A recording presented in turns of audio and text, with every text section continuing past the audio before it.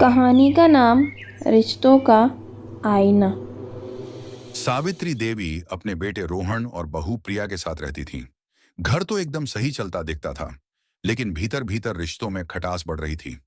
सावित्री देवी को लगता था कि प्रिया उनकी इज्जत नहीं करती, और प्रिया को लगता था कि सासू माँ हर बात में उनकी गलती निकालती है।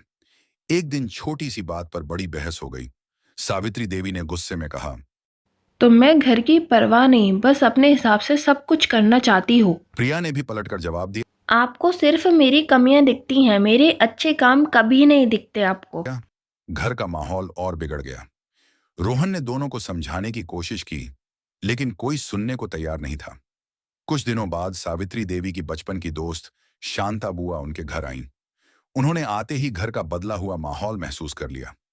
चाय के समय बुआ जी ने सावित्री देवी से कहा, रिश्ते आईने की तरह होते हैं। अगर तुम साफ सुथरी नजरों से देखोगी तो सब कुछ सुंदर दिखेगा, लेकिन अगर तुम्हारी नजरें धुंधली है तो वही आईना तुम्हें गलत ही दिखेगा।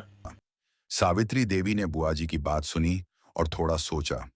रात को बुआ जी ने प्रिया से बात की।